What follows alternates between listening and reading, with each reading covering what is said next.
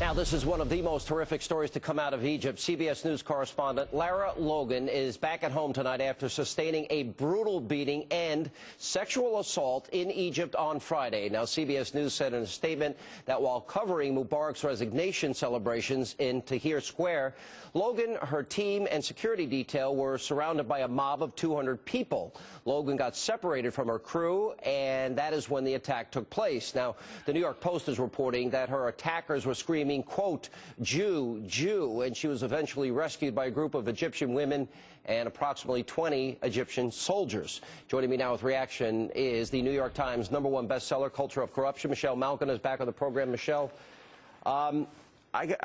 first of all, my heart goes out to her.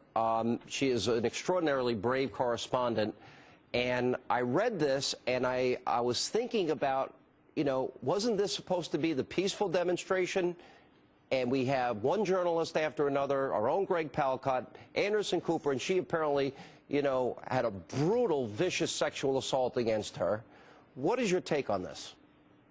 It's monstrous, and as many women in particular will tell you, this is business as usual for many parts of the Middle East. And I think if CBS News and the rest of the mainstream media want to do right by her and right by all the other journalists who were attacked last week and over the course of the last 2 weeks, what they will do is finally find some spine and refuse to whitewash the truth about who these assailants were, what they were motivated by. And it's always interesting, of course, Sean, when many of the same people who are always talking about root causes this, root causes of that, if it scores political points against conservatives, have nothing to say about the root causes of anti-Americanism in particular in these festering places in the Middle East. What do you make of the comment, Jew, Jew? I mean, we've been going over the polls.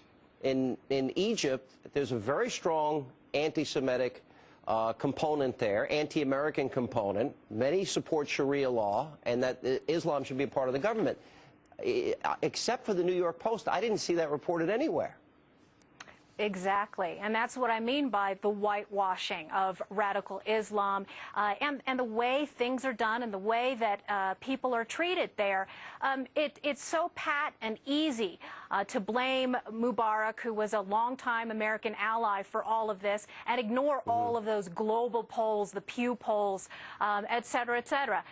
When will they finally speak truth to Islamic Caliphate power? It's about time, and you've been telling the truths here, Sean. Did you hear what this NYU fellow and professor said the following in a tweet about Lara Logan, which he since resigned, but this is beyond offensive. He said, quote, Jesus Christ, at a moment when she's going to become a martyr and glorified, we should at least remember her role as a major warmonger.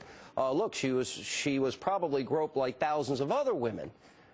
Later, somewhat apologized, but, you know, pretty offensive stuff.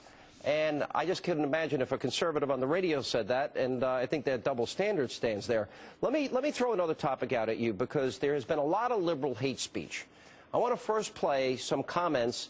These were protesters at a conservative event, and some of the protesters were interviewed, and this is what they said about Justice Clarence Thomas.